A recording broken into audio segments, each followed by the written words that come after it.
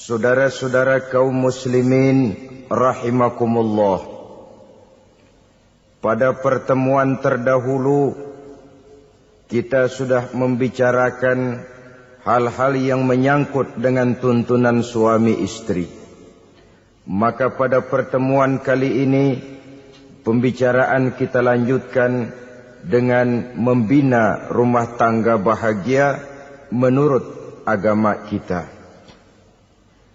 Sebagaimana yang sama kita maklum bahwa manusia hidup memerlukan idola, memerlukan figur-figur yang akan dijadikan contoh di dalam kehidupannya.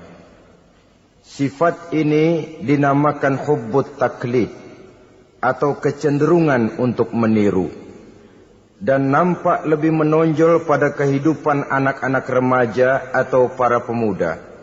Siapa yang menjadi idolanya, siapa yang menjadi sentral figur dalam kehidupannya, itulah yang akan dijadikannya sebagai contoh.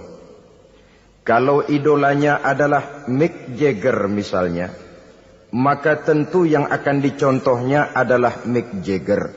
Mulai gaya rambutnya, gaya pakaiannya, sampai kepada gaya jalan dan hidupnya. Soal pantas atau tidak pantas urusan nomor 16. Yang penting nyontoh dulu. Inilah kecenderungan daripada manusia. Bagi kita umat Islam, contoh ideal, figur sentral yang sepatutnya jadi idola tidak lain adalah junjungan kita Nabi besar Muhammad sallallahu alaihi wasallam. Beliau menjadi contoh dan panutan oleh karena kepribadiannya yang kompleks. Sejak dari seorang pemimpin negara yang adil, sampai kepada seorang jenderal yang gagah berani di medan perang, sampai kepada seorang diplomat yang ulung, pedagang yang jujur, suami yang bertanggung jawab, ayah yang penuh kasih sayang dengan anak-anaknya, dan di dalam keseluruhannya beliau merupakan uswatun hasanah. Termasuk dalam membina rumah tangga bahagia, contoh kita tidak lain adalah rumah tangga beliau. Bagaimana sih rumah tangga Nabi kita itu? Beliau berkata dalam dua kalimat yang singkat, tapi punya pengertian yang sangat luas dan dalam tentang rumah tangganya.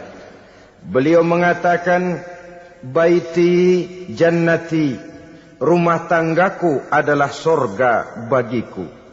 Satu cerminan yang merupakan refleksi dari keadaan yang membawa kebahagiaan.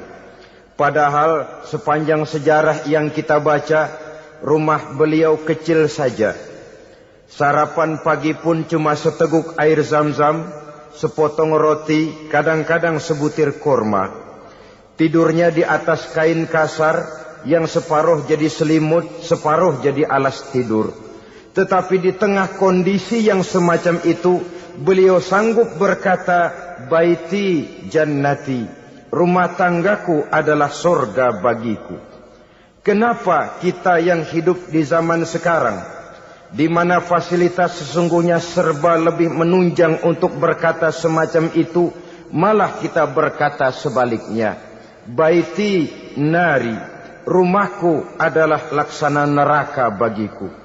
Padahal kalau dilihat, rumahnya pun kadang-kadang bertingkat, kendaraan serba berkilat, uang banyak berlipat-lipat, istri pun tak kurang cantik memikat, kadang-kadang jumlahnya 4. Tapi tiap hari kiamat, tidak ada ketenangan dan ketentraman di rumah tangga. Saudara hadirin kaum muslimin rahimakumullah. Mengapa Rasul sampai mengatakan baiti jannati, rumahku adalah laksana surga bagiku? Inilah pokok pembicaraan kita pada pertemuan kali ini.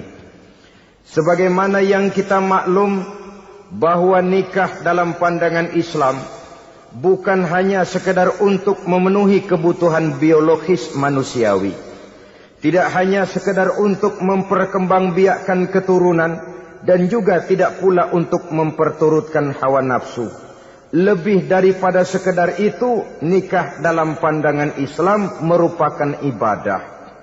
Oleh karena ibadah, maka seluruh tujuan ibadah, apakah dia bernama solat, apakah dia bernama puasa, zakat, sodako, haji dan lain sebagainya, seluruh daripada tujuan ibadah, target utamanya adalah mardatillah atau keridhaan daripada Allah Subhanahu wa ta'ala. Kalau nikah itu ibadah, maka sesungguhnya tujuan utama dari pelaksanaan suatu pernikahan tidak lain hanya untuk mencari keridhaan dari Allah Subhanahu wa ta'ala. Bukankah kalau kita tanya tiap orang yang melakukan nikah, kenapa sih kamu nikah dengan dia?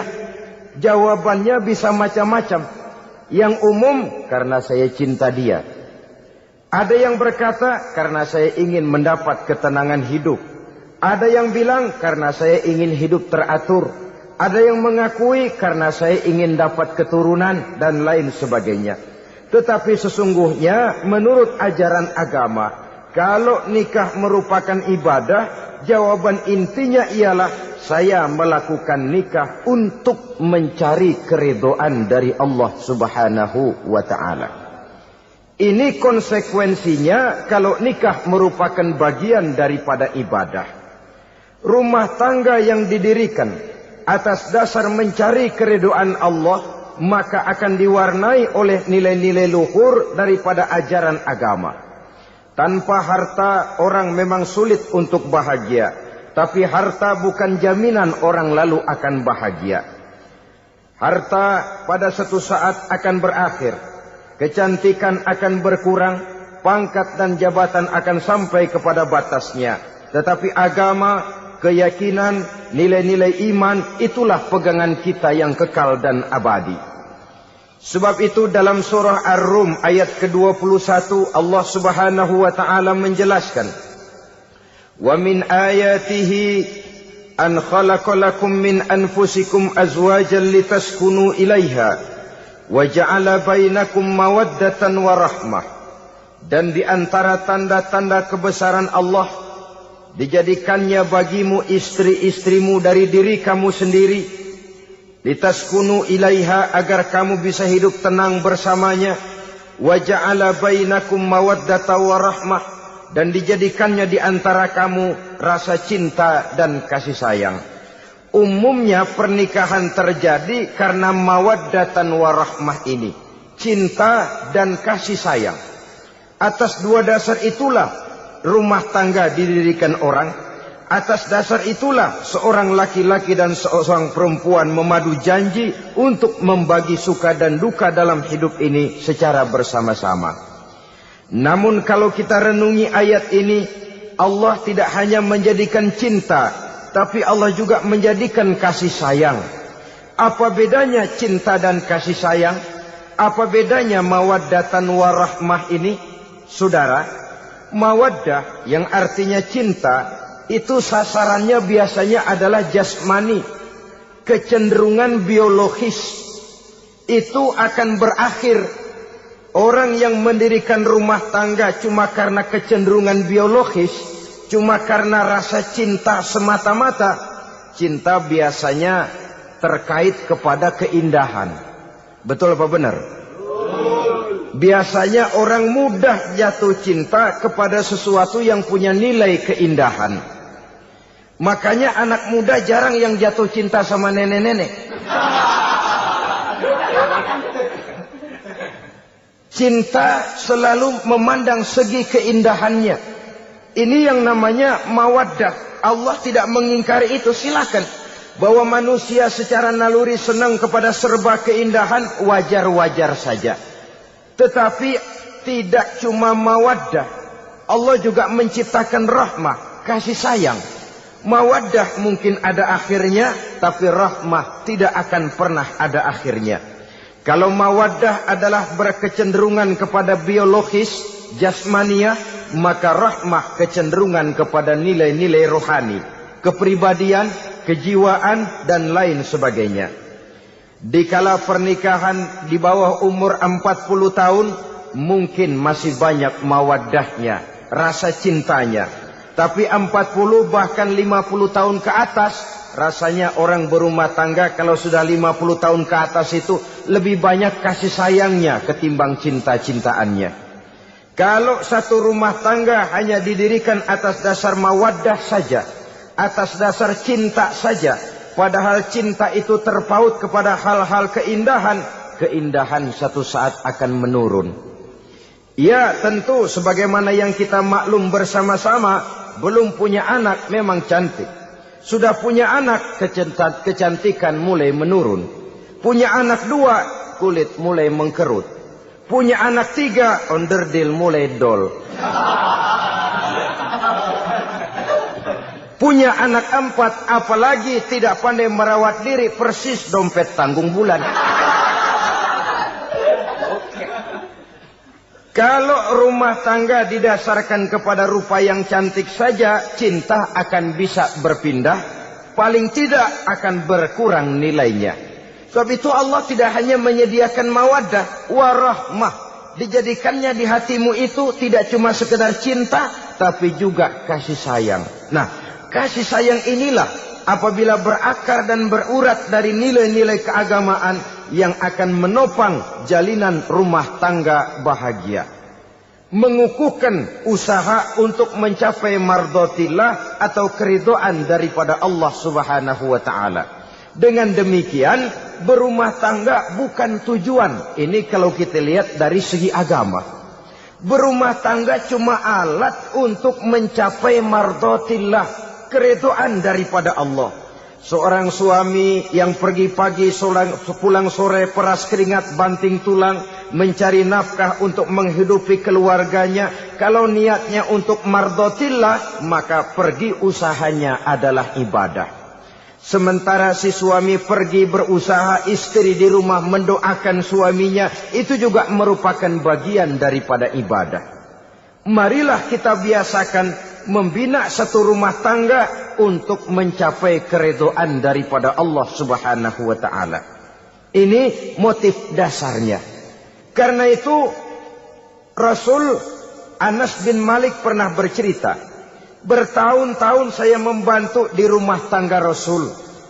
Selama tahun-tahun yang panjang saya membantu di rumah tangga beliau itu, kata Anas bin Malik, belum pernah kok saya mendengar kata-kata kasar, keras, membentak-bentak. Belum pernah saya melihat ada piring terbang, sandal melayang, ada penggorengan nitir di atas.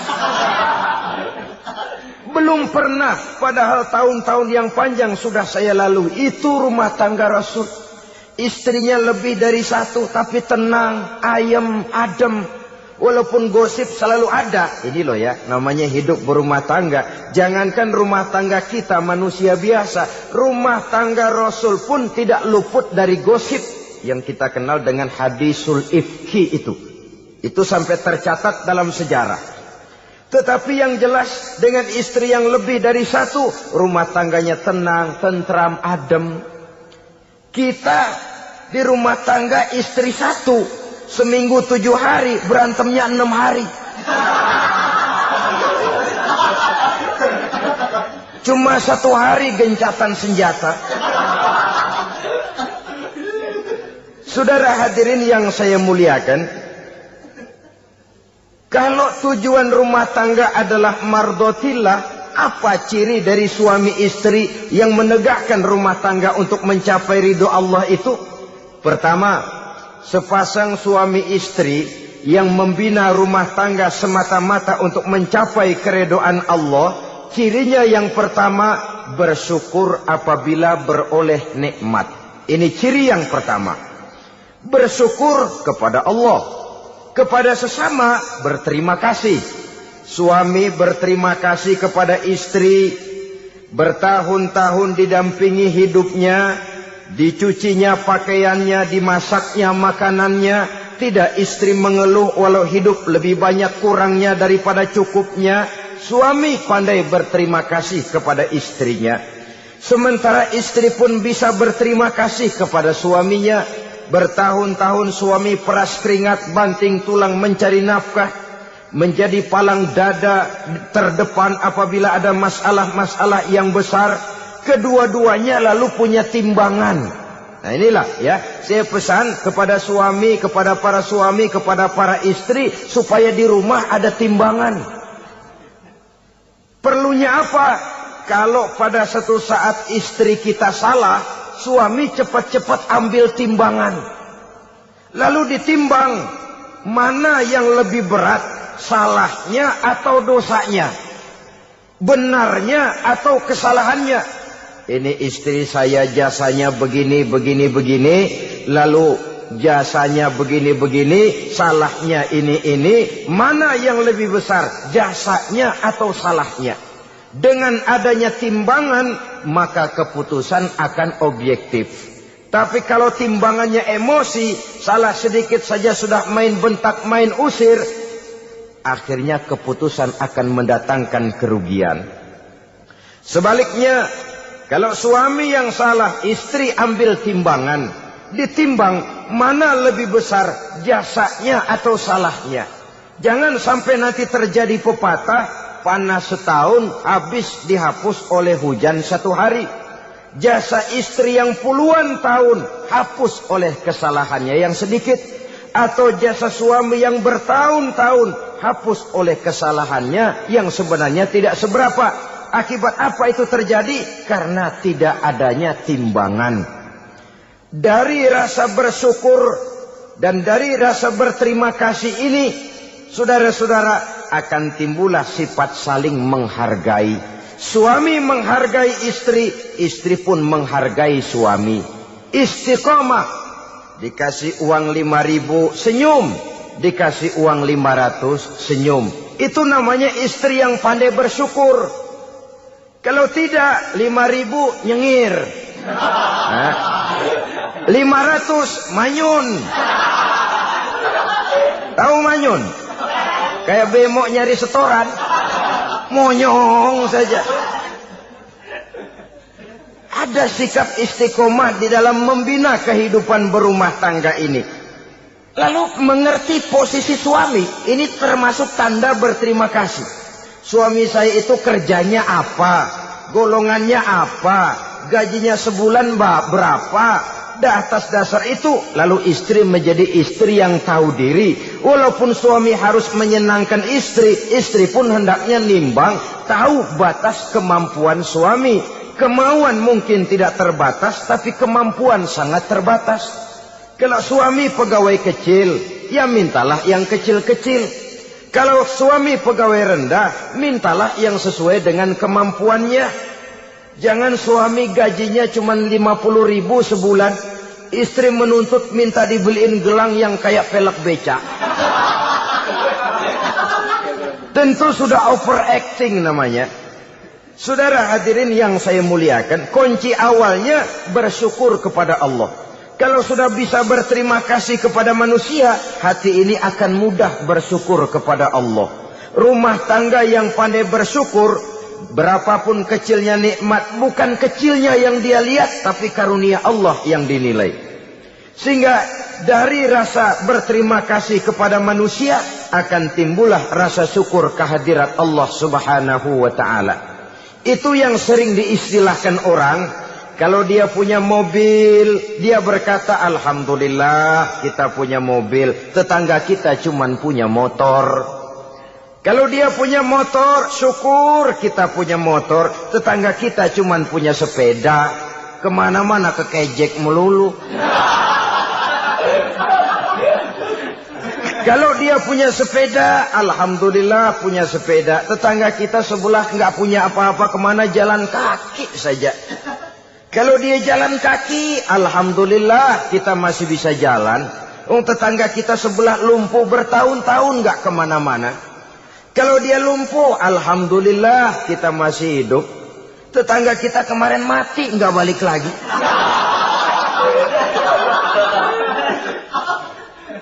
Lalu akan timbul rasa syukur. Tapi kalau sudah lumpuh ngelihat yang bisa jalan ngelihat yang naik sepeda, yang punya sepeda lihat yang punya motor lihat yang punya mobil lihat yang punya pesawat. Kapanlah kita ini pandai bersyukur? Sebab kesenangan seperti pelangi, tidak pernah di atas kepala kita, selalu kelihatannya di atas kepala orang lain. Sehingga kalau ngobrol orang sering bilang, lu sih enak lo gue lihat. Gue kebelangsak amat nih ya. Setiap orang ngomong kepada kita begitu nadanya. Kita yang dilihat enak. Sementara kita melihat orang lain enak. Tukang tahu melihat tukang tempe enak. Tukang tempe melihat tukang tuak enak. Tukang tuak bilang tukang sirsak enak. Enak itu seperti pelangi. Namun kalau kita mau merenungi, tidak pernah Allah berhenti memberikan nikmat kepada kita. Sejak kita bangun tidur sampai kita tidur kembali, bahkan tidur itu sendiri, seluruhnya tidak pernah putus dari nikmat Allah. Bahagia ada di gubuk reot, bahagia ada di rumah mewah, bahagia ada di hati kopral, bahagia ada di hati jenderal, di gunung dan di kota, di hutan belantara dan di desa, di keheningan malam atau di keramaian siang. Kalau kita mau mencari, bahagia selalu ada. Tapi hati yang tidak pandai bersyukur, bagaimanapun banyak kebahagiaan yang meliputi hidupnya, dia tidak akan pernah pandai mensyukurinya. Maka berterima kasihlah kepada istri, berterima kasihlah kepada suami, bersyukurlah kehadirat Allah Subhanahu wa ta'ala. Saya sering mengatakan, ibu-ibu walaupun suaminya itu jelek, mukanya rebek, matanya belek, hidungnya pesek, potongannya brengsek, kalau memang merupakan suami, tepuklah dada, suamiku adalah Arjunaku. Asik. Sebaliknya, seorang suami bagaimanapun kondisi istrinya, kalau itu memang jodohnya, beranilah berkata, istriku adalah Romeoku. Sorry ya, istriku adalah Julietku, atau istriku adalah Sri Kandiku. Biarin pengkor ya pengkor, gak ada urusan. Mensyukuri. Kalau tidak mensyukuri, yang timbul lalu sesalan. Kalau sudah sesalan, mudah umpat mengumpat, caci mencaci dalam rumah tangga, lalu terjadilah kegaduhan. Ketenangan sulit kalau sudah tidak ada unsur saling menghargai itu. Lebih celaka lagi kalau sudah mengarah kepada penyesalan. Kata istrinya, bang, gue nyesel kawin sama lu. Suami digituin, mungkin gede kepalanya. Kalau lu nyesel, apalagi gua, makin nyesel. Iya, coba pikir bertahun-tahun kita berumah tangga, memangnya abang bisa beliin apa sama saya? Itu juga gerobok kalau nggak ngeridit, bang. Kalau nggak ngeridit, memangnya kamu bayar kreditan pakai daun pisang? Saudara hadirin yang saya hormati, ini saya tekankan kepada ibu-ibu karena penyakit perempuan umumnya. Pernah Rasul itu pulang Isra Mi'raj cerita, saya pulang Isra Mi'raj diperlihatkan neraka. Neraka ya Rasul? Lalu bagaimana? Saya lihat kok isinya kebanyakan perempuan. Perempuan. Laki juga tidak sedikit. Cuma kebanyakan kok perempuan. Apa perempuan tidak sholat ya Rasul? Sholat. Tidak puasa? Puasa. Tidak ngaji? Rajinan dia sama suaminya. Tapi kenapa lebih banyak di sana? Rasul berkata, hunna yakfurnal asir. Penyakit umum dari perempuan tidak pandai berterima kasih kepada suaminya. Ini rupanya penyakit umum dari tahun atu. Saudara hadirin yang saya muliakan, jadi rumah tangga yang didirikan atas dasar mencapai ridho Allah, maka kelihatan dari pasangan suami istri menjadi orang yang pandai bersyukur terhadap nikmat. Bukankah dalam surah Ibrahim ayat 7 Allah berjanji, la in syakartum la azidannakum wa la in kafartum inna azabi lasyadid. Kalau kamu pandai bersyukur, aku tambah nikmatku. Kalau kamu ingkar, tidak mau bersyukur, azabku itu hebat dan pedih. Rumah tangga yang suami istrinya tidak bersyukur, disiksa oleh perasaannya sendiri. Tetangganya dapat nikmat, dia yang meriang. Tetangganya dapat kesenangan, dia yang sakit hati. Dia tidak melihat nikmat yang diberikan kepadanya. Nikmat yang orang lain punya aja yang diincar. Nikmat orang lain aja dihitung-hitung. Tangga kita, si Ano, baru habis beli Ano. Yang sebelah belilir habis beli kukusan. Cuma sekedar kukusan saja. Orang lain beli apa-apa jadi bahan diskusi di rumahnya. Orang lain saja yang diusut. Timbul dendam kesumatnya, timbul hasutnya. Dia tidak bersyukur dengan nikmat yang ada dalam rumah tangganya. Isi rumah tangga semacam itu disiksa oleh perasaan hasutnya sendiri. Jauh dari kebahagiaan, kering hatinya, miskin jiwanya, merana batinnya. Kalau sudah ke sana, jauhlah rumah tangga dari pantulan sinar kebahagiaan. Saudara-saudara, kita lihat rumah tangga Rasul. Dari rumah yang kecil, dari tempat tidur yang syaratnya kain kasar, separuh jadi selimut lagi. Keluar ucapan baiti jannati. Kenapa? Beliau orang yang pandai bersyukur kepada Allah, bisa berterima kasih kepada istri-istrinya, dan istrinya pun pandai berterima kasih kepada Rasul dan bersyukur kehadirat Allah Subhanahu wa taala. Maka nikmat lalu bertambah. Makin kita syukuri nikmat, makin tambah itu.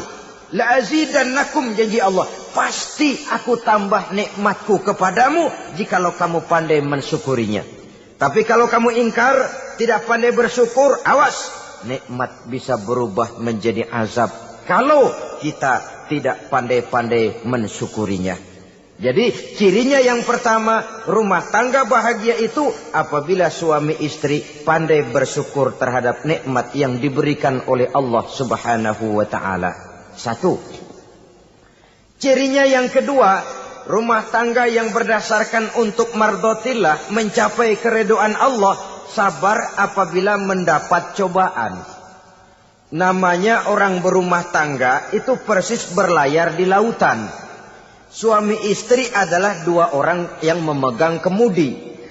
Kalau berlayar ombak tenang, angin bertiup sepoi-sepoi basah, lalu bila malam datang bulan bersinar, bintang gemintang gemerlapan, berlayar memang nikmat. Tapi satu saat angin puting beliung bertiup, gelombang menggunung, halilintar menyambar, kemudian petir berkilat. Kalau pada saat itu suami mau ngalor, istri mau ngidul, alamat perahu patah di tengah jalan, kandas di lautan sebelum sampai ke pantai yang akan ditujunya. Oleh karenanya perlu kekompakan. Maka sejak awal seharusnya dalam akan membina rumah tangga yang bahagia, itu lebih baik bicara yang pahit-pahit saja, supaya terjadi kesamaan langkah apabila menghadapi kesulitan dan cobaan. Sabar apabila mendapat cobaan. Rumah tangga seperti kapal di lautan tadi tidak akan sunyi dari hantaman gelombang, tidak akan sepi dari tiupan angin topan, dari kilatan petir, dari sambaran halilintar. Baik suami, baik istri harus sabar menghadapi kesulitan. Kadang kesulitan dari segi ekonomi, kadang kesulitan dari segi mengarahkan dan mendidik anak-anak, kadang kesulitan karena banyak orang yang hasut dengan kita, kadang kesulitan berbagai macamlah yang menyebabkan kesulitan. Rumah tangga yang bertujuan mencapai ridho Allah, sabar menghadapi segala macam kesulitan. Saudara-saudara kaum muslimin rahimakumullah, kesulitan adalah bagian daripada perjalanan hidup. Siapa orangnya yang tidak pernah menemukan kesulitan dalam kehidupan? Rasanya hampir tidak ada. Dan memang kesulitan bukan untuk ditakuti. Kesulitan justru untuk diatasi, dicarikan jalan keluarnya. Begitulah suami istri yang bertujuan mencari ridho Allah. Manakala suami berada dalam kesulitan, istri mencarikan jalan keluar atau berusaha memberikan jalan keluar. Sebaliknya, manakala istri dalam kesulitan, suami bisa mencarikan jalan keluarnya. Sabar dalam menghadapi segala macam kesulitan. Dalam surah Luqman ayat 17, Allah Subhanahu wa taala berfirman, "Wasbir 'ala ma asabak, inna dzalika min azmil umur." Dan bersabarlah terhadap apapun yang menimpa kamu. Bersabarlah terhadap segala kesulitan yang kamu hadapi. karena sesungguhnya yang demikian itu merupakan sebagian dari perkara-perkara yang telah ditetapkan oleh Allah Subhanahu wa taala. Saudara-saudara kaum muslimin yang berbahagia, kunci sabar sesungguhnya terletak pada keyakinan bahwa segala sesuatu berasal dari Allah dan segalanya akan kembali kepada Allah Subhanahu wa taala. Rumah tangga yang sabar di dalam menghadapi kesulitan-kesulitan biasanya akan lebih mudah mencari jalan keluar. Tapi kalau sedikit kesulitan datang, kita tertimpa oleh kepanikan, oleh kegelisahan, dan oleh ketakutan yang tidak beralasan, maka kesulitan itu bukan saja tidak dapat diatasi, malah rasanya akan menjadi semakin besar di dalam kehidupan kita. Tidak ada rumah tangga yang tidak pernah berhadapan dengan kesulitan, bagaimanapun besarnya rumah tangga itu. Itulah sebabnya kita memerlukan orang lain. Hidup berumah tangga itu seperti orang punya mata. Kalau mata kita kelilipan, kalau mata orang lain kelilipan, gampang kita tiup. Tapi kalau mata kita sendiri yang kena kelilipan, tentu kita memerlukan orang lain untuk meniupnya. Oleh karenanya, suami istri harus saling mencarikan jalan keluarnya. Walaupun kerjanya berbeda, suaminya pergi mencari nafkah, istrinya berdoa di rumah. Kalau perlu melakukan sholat duha, mendoakan agar usaha suaminya dimudahkan, dan begitu selanjutnya. Sehingga dengan adanya kebersamaan, walaupun tidak selalu bersama-sama, maka masing-masing melaksanakan tugas dengan tenang dan merasa yang satu berbuat untuk kepentingan yang lain. Inilah cirinya yang kedua, sabar bila mendapat dan berhadapan dengan segala macam kesulitan. Kadang orang mendapat kesulitan itu berkeluh kesah. Bukan berkeluh kesah, tapi mencari jalan keluar dan mengambil hikmah yang ada di dalamnya apa? Karena bukan kemudahan, kesulitan yang membuat orang dewasa. Bukan kemudahan, tapi kesulitan yang membuat orang berpikir, dinamis, kreatif. Kalau seluruh jalan yang kita tempuh mudah saja, gampang saja, rasanya monoton kita ini. Kehilangan dinamika dalam perjuangan. Kesulitan yang membuat orang matang, kesulitan yang menempa kepribadian untuk lebih dewasa menghadapi bahtera kehidupan, membuat pandangan makin arif, wawasan makin luas, dan analisa semakin tajam. Sama saja dalam hidup. Sesungguhnya pujian sering menjadi racun, dan caci maki kalau kita tanggapi secara positif sering membuat kita makin dewasa. Jarang orang berpikir kalau dipuji. Tapi baru dia merenung dan mencari diri setelah dicaci maki dan dikritik habis-habisan. Walaupun watak umum manusia senang dipuji, marah kalau dicaci maki. Biasanya kalau ketemu cewek cakep kita bilang, kamu cakep deh. Dia paling bilang, ah abang bisa aja. Walaupun dia bilang, ah abang bisa aja, hidungnya mah tetap mekar. Senang kalau dipuji, itu kecenderungan manusia. Marah kalau dicaci maki, marah kalau dikritik. Tapi sesungguhnya pujian sering jadi racun, caci maki sering jadi obat. Orang takut minum obat karena pahitnya, padahal efeknya itu akan lebih memberikan kesehatan kepadanya. Orang takut menghadapi kritik, orang takut dan tidak ingin dicaci maki, padahal itulah yang sesungguhnya menjadi cambuk kalau tidak dia salah tanggap, menjadi sugesti yang mendorong dia lebih maju lagi.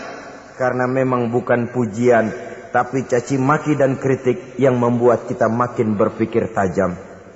Jadi rumah tangga yang berhadapan dengan kesulitan demi kesulitan, biasanya kalau ditanggapi dengan sabar, akan makin mengokohkan fondasi rumah tangga itu sendiri. Tapi kalau kesulitan dihadapi dengan tidak sabar, lalu mencari jalan pintas, kesulitan ekonomi, kebetulan istrinya cakep, istrinya disuruh ngojek. Dah lu ngojek aja deh, gua nungguin setoran dah. Suami tapak di rumah. Saudara hadirin yang saya muliakan, buat sepintas memang mendatangkan materi itu mengatasi kesulitan ekonomi, tapi apakah bahagia? Walaupun rumah bisa jadi besar, perabotan bisa serba lebih lengkap dan ada, tapi apakah semuanya mendatangkan bahagia? Sementara suami kehilangan rasa cemburunya, dan dalam agama itu disebut dayus. Dayus, suami yang tidak punya rasa cemburu kepada istrinya. Dan orang dayus kayak begitu, haram mendapat bau sorga. Bau sorga saja tidak dapat, apalagi masuk ke dalamnya. Ya tapi juga jangan lantas mentang-mentang harus cemburu sama istri, overacting. Suaminya nawar sayuran, laki pulang ngomel, lu pacaran ya sama tukang sayur.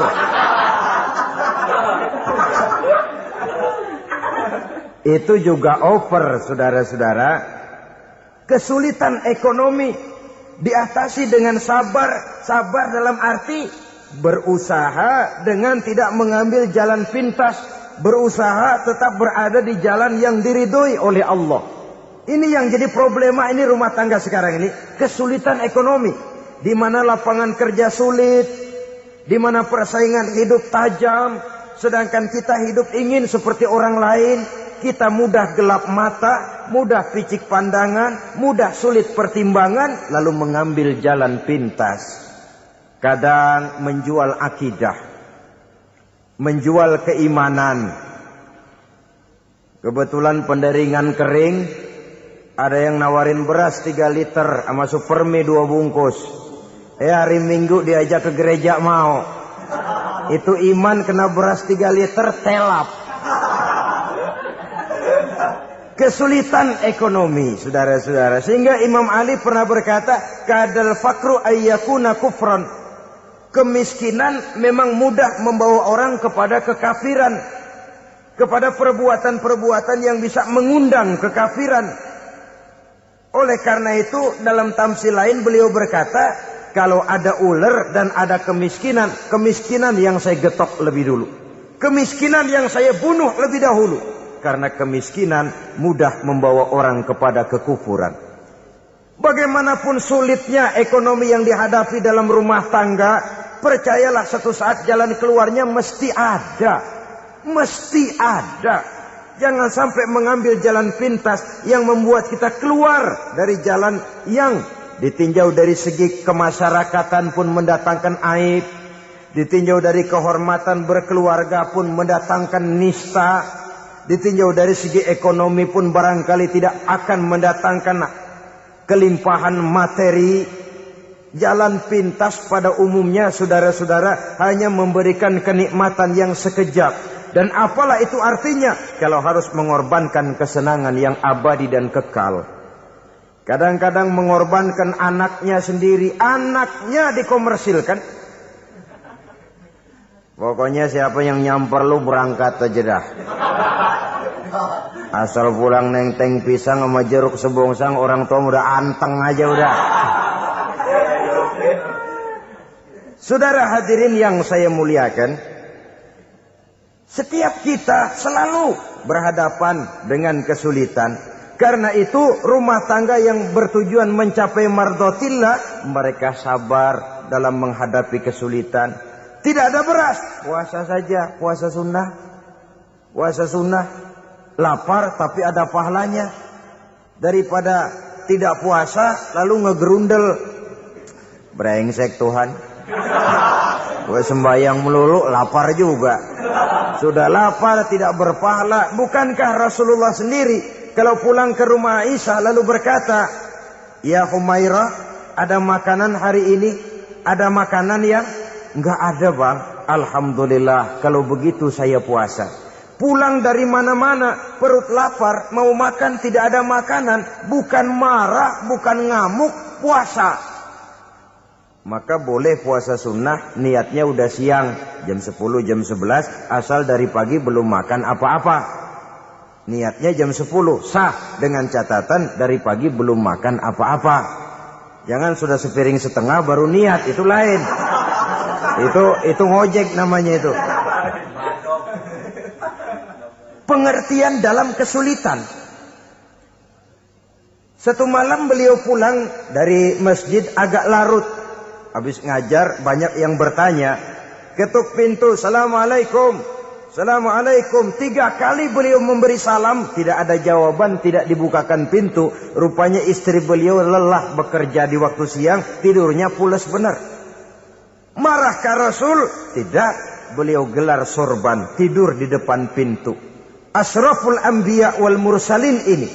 Rasul termulia ini. Karena menghargai istrinya. Tidur di depan pintu.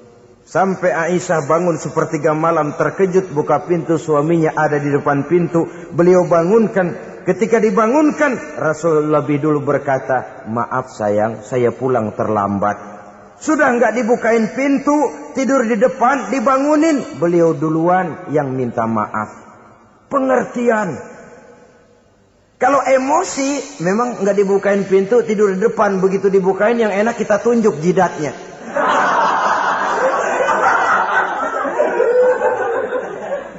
Saudara hadirin yang saya muliakan, kesulitan di dalam kehidupan merupakan bagian daripada kehidupan. Bukan untuk ditakuti, tapi untuk diatasi. Bukan untuk dihindarkan, tapi dicarikan jalan keluarnya. Hadapilah kesulitan dengan baik sangka kepada Allah, dengan lapang dada, dan dengan tetap bersabar menghadapinya. Kenapa? Karena tujuan kita mendirikan rumah tangga, mencapai ridho Allah. Kalau anak kita perjualbelikan, kalau istri kita komersilkan, kalau akidah kita jual untuk mempertahankan rumah tangga, bukankah makin jauh saja rumah tangga itu dari ridho Allah? Ini tujuan utamanya. Yang ketiga, rumah tangga yang bertujuan mardotillah itu, suami istri yang merupakan fondasi di rumah tangga, suami sebagai pemimpin, istri sebagai pembina, selalu musyawarah dalam menyelesaikan persoalan. Walaupun istri ditakdirkan sebagai pemimpin dan suami sebagai pemimpin dan istri yang dipimpin, tapi agama menganjurkan musyawarah. Jangan mentang-mentang istri nyari duit, suami nyari duit, lalu menteleng. Segalanya mau diktator, segalanya mau sendiri. Rumah tangga yang bertujuan mencapai ridho Allah selalu didirikan atas dasar musyawarah. Sehingga apabila sesuatu itu dihasilkan dari suasana musyawarah, tidak akan melahirkan penyesalan di belakang hari. Kalau tidak berjalan menurut seleranya masing-masing, belakangan timbul penyesalan, akhirnya main salah menyalahkan. Kalau sudah saling salah menyalahkan, itu artinya sudah saling mengungkit kekurangan masing-masing. Akibatnya tidak ada lagi saling menghargai. Jadi dengan demikian musyawarah di dalam menyelesaikan persoalan. Menghadapi kesulitan ekonomi, musyawarah. Menghadapi kenakalan anak, musyawarah. Akan membeli ini dan itu, sebaiknya juga musyawarah. Kalau merupakan hasil musyawarah, maka saudara-saudara hasilnya pun akan dihadapi oleh bersama. Enak rasakan bersama, tidak enak rasakan bersama. Kenapa? Tadinya musyawarahnya bersama-sama juga. Lah kalau hasil sendirian, giliran enak mungkin yang satu mau ikut, giliran tidak enak yang satu nuding. Gua kata juga apa? Kan begitu akibatnya kalau tidak berdasarkan musyawarah lebih dahulu. Maka insya Allah hasil musyawarah ini setidaknya tidak akan mendatangkan sesalan di belakang hari nantinya. Saudara-saudara kaum muslimin rahimakumullah. Ciri yang keempat, sepasang suami istri yang bertujuan mencapai ridho Allah dalam upaya mencapai rumah tangga bahagia itu tawakal apabila mempunyai rencana. Tawakal berserah diri kepada Allah. Bukan berserah diri dalam artian mutlak yang mengarah kepada fatalism atau predestination. Kita sering mengartikan tawakal secara salah. Belum apa-apa sudah menyerahkan diri kepada Allah. Emang semuanya terjadi menurut maunya Allah dah. Gak usah ngapa-ngapain, bagaimana Tuhan aja dah. Lapar juga gak usah makan. Kalau takdirnya kenyang, pan kenyang. Ya udah lapar terus kita. Makan dulu, perkara nanti kenyang apa tidak, itu baru tawakal. Kalau sakit ke dokter, soal sembuh atau tidak, baru tawakal. Artinya usaha itu ada. Setelah suami berusaha, istri berusaha, selebihnya tawakal. Apa perlunya tawakal? Apabila berhasil tidak lupa daratan, apabila berhasil tidak lupa diri, apabila gagal tidak putus asa.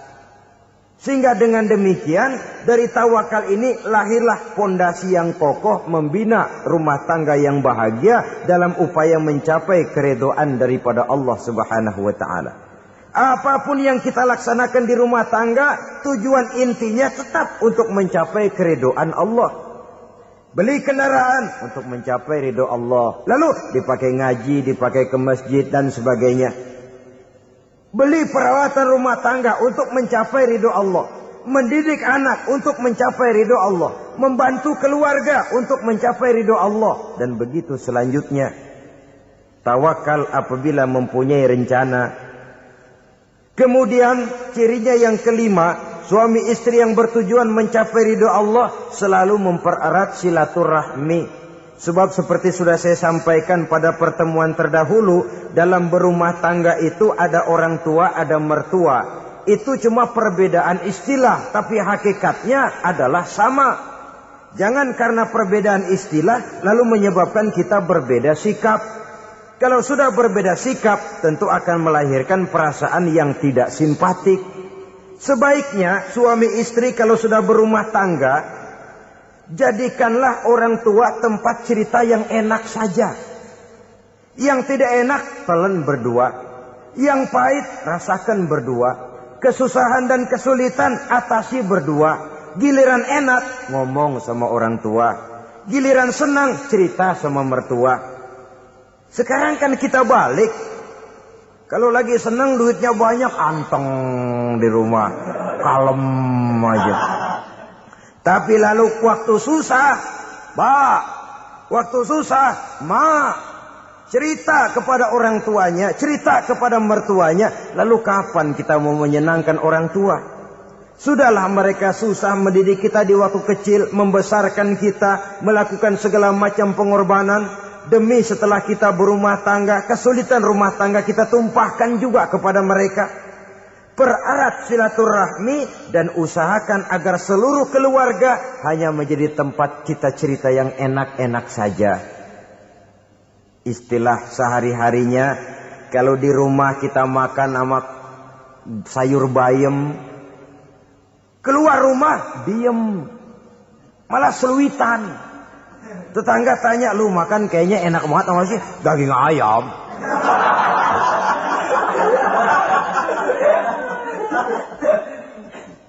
Lalu tetangga kan akan berbisik, ya makannya tuh orang enak bener ya, rumah tangganya tiap hari makan sama daging ayam.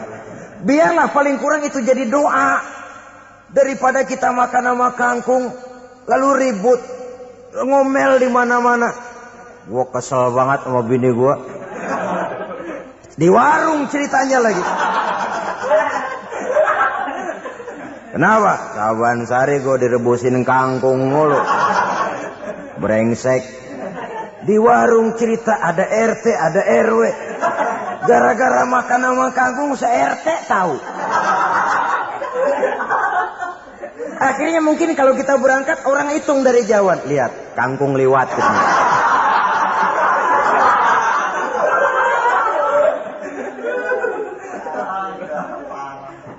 Bisa menjaga yang disebut security informasi. Rahasia rumah tangga. Bahkan pernah saya berikan contoh karena ingin menghargai. Suami beliin kain batik buat istrinya. Istri tahu begitu sepintas, nih kain jelek nih. Tapi karena mau menyenangkan suaminya, dia bohong. Bagaimana bu, kain yang bapak beliin? Aduh bagus bener pak. Bagus sekali itu kain. Warnanya pak emang yang model begitu tuh. Tetangga kita mana ada yang pakai kain begitu pak. Ya emang nggak ada jelek. Menghargai. Sebab kalau waktu itu si istri jujur, yang timbul sakit hati suami. Bagaimana bu kain yang saya beliin? Goblok lo. Kain begitu dibeliin di pasar juga banyak 1.400. Campur odol lagi. Sudahlah suami punya niat baik, sampai rumah digoblok-goblokin, tidak ada lagi rasa saling menghargainya. Begitu pentingnya mempererat silaturahmi ini, sampai Nabi berpesan, isnani la yanzurullahu ilaihima yaumal qiyamah qati'ur rahim wa jarus su'. Ada dua golongan manusia yang di akhirat nanti tidak akan dilihat oleh Allah, tidak akan diopeni oleh Allah, didiemin aja. Siapa mereka? Pertama, orang yang suka memutuskan silaturahmi. Yang kedua, tetangga yang jahat dengan tetangganya. Dua golongan manusia ini, pemutus silaturahmi, kemudian juga tetangga yang jahat dengan tetangganya, ini tidak akan dipandang oleh Allah di hari akhirat nanti. Jadi pererat silaturahmi. Sebab kita ini zon politikan, makhluk yang bermasyarakat, yang tidak bisa hidup sendirian. Setiap kita memerlukan orang lain. Kita disebut kaya karena ada yang miskin. Kita disebut alim karena ada yang awam. Kita disebut berkuasa karena ada rakyat jelata. Tanpa rakyat tidak ada penguasa. Tanpa yang miskin tidak ada orang kaya. Kalau tidak ada yang jelek, siapa yang bilang cakep? Karena ngimbangi. Saudara hadirin, atas dasar ini mestinya kita selalu bersyukur dalam segala posisi. Tidak lalu salah terima kepada karunia yang diberikan Allah kepada kita. Saudara hadirin yang saya hormati, pererat silaturahmi, jadikan orang-orang tua kita tempat kita cerita yang enak-enak saja. Yang tidak enak, telan sendiri, usahakan sendiri, carikan jalan keluarnya sendiri. Setidaknya, ya diam sajalah. Kalau belum bisa membalas budi baik orang tua, setidaknya jangan menyakiti hati orang tua kita. Sudah lelah dan payah dia mengasuh kita, membesarkan kita, merawat kita. Demi setelah kita berumah tangga, seluruh kesulitan kita bawa lagi kepadanya. Karena itu buat para istri juga ini perhatian. Kalau dimarahi suami, jangan cepat-cepat pulang ke rumah orang tuanya. Nggak boleh diomelin dikit, main buntal aja. Gua pulang dah. Pulang. Sampai sana cerita habis-habisan, dikucek kejelekan suaminya. Nanti 2-3 hari balik aja lagi. Kan nggak lucu jadinya. Saudara hadirin, begitu juga suami. Mencaci maki habis istrinya 2-3 hari baik aja lagi. Konyol. Istrinya sudah dicaci maki habis-habisan, dijeleki leluhur-leluhurnya. 2-3 hari baik lagi. Mesraan lagi. Kata bininya dalam hati, gua lu jelekin juga, lu pakai juga, kayak.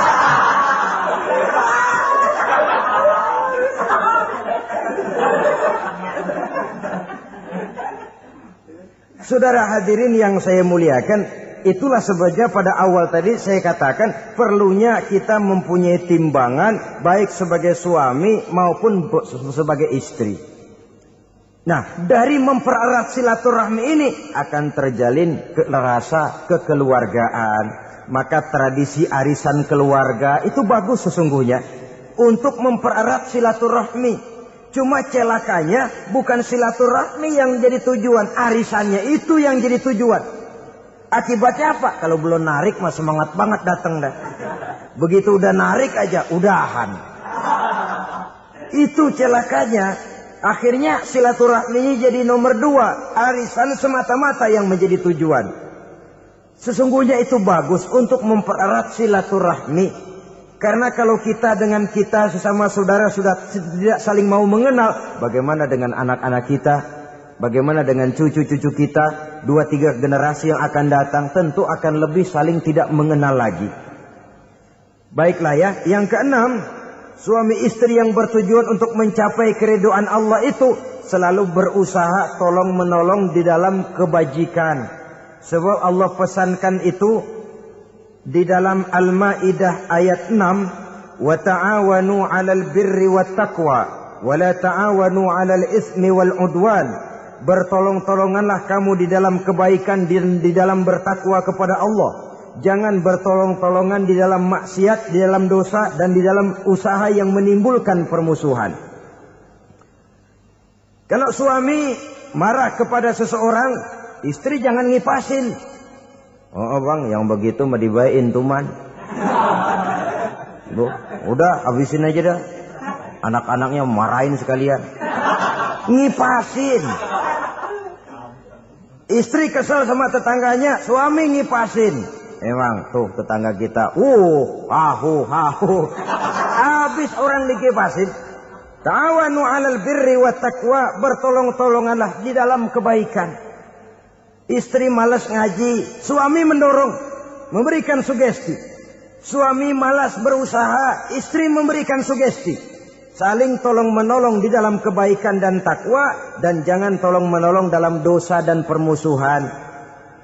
Kata suami, "Bu, daripada kita melarat terus hidup, kita piara tuyul yuk." Kata istrinya, nah, ini sudah menyimpang bang. Bersabarlah, bagaimanapun insya Allah kita tidak akan mati kelaparan. Piara tuyul itu nanti jadi pindah akidah, merusak iman, berteman dengan setan. Apalah artinya kekayaan dan kesenangan sebentar kalau harus mengorbankan kekayaan dan kesenangan yang abadi. Ini sudah alal ismi wal udwan, sesuatu yang mengandung dosa. Saudara hadirin yang saya hormati, kemudian yang keenam, berbaik sangka. Baik suami maupun istri sama-sama saling berbaik sangka. Suami melepas istri, istri melepas suami dengan hati yang ikhlas. Suami meninggalkan istri di rumah dengan jiwa yang bersih dan rasa yang aman. Ada rasa baik sangka, dan ini modal dasar. Kalau sudah dilandasi oleh buruk sangka, tentu yang lahir nanti adalah perasaan-perasaan yang tidak baik. Akibatnya sangat tidak menguntungkan. Inilah beberapa ciri dari rumah tangga yang didirikan atas dasar mardhatillah, mencapai keridhaan dari Allah. Nanti akan menyusul tujuan berikutnya, di antaranya mendapat keturunan, di antaranya lagi mendatangkan gairah untuk lebih berusaha mencari rezeki karena sudah merasa punya tanggung jawab berupa anak dan istri. Mempererat silaturahmi, itu cuma tujuan-tujuan sekundernya saja. Tujuan primernya kita melakukan suatu nikah untuk mencapai keridhaan dari Allah Subhanahu wa taala. Silakan punya istri cantik, kaya, tapi tujuan utamanya kita membina rumah tangga untuk mencapai ridho dari Allah. Karena itu dasarnya mawaddatan warahmah. Jangan cuma cinta, tapi juga kasih sayang. Cinta, kecenderungan kepada jasmani akan berakhir, tapi kasih sayang, kecenderungan kepada rohani, makin tua malah makin erat, makin tua malah makin mesra. Sehingga kadang kita menampak kakek-kakek dan nenek-nenek lagunya kayak pengantin baru. Apa cinta-cintaan? Tidak. Bagaimana kakek-kakek sama nenek-nenek harus bilang I love you? Yang masih ada itu waktu itu mawaddah, kasih dan sayang. Itu yang akan kekal, itu yang akan abadi. Tanpa materi orang sulit untuk bahagia, tapi materi semata bukan jaminan orang untuk bahagia. Nah, ciri yang terakhir dari rumah tangga yang bertujuan mencapai ridho Allah, sinar agama kelihatan di dalamnya. Baik suami maupun istri sama-sama orang yang taat melaksanakan ajaran agama. Saudara, mudah-mudahan walaupun singkat dapat menjadi sumbangan moral dalam kita mewujudkan rumah tangga yang bahagia menurut contoh yang diberikan oleh Rasulullah sallallahu alaihi wasallam. Terima kasih atas perhatian saudara.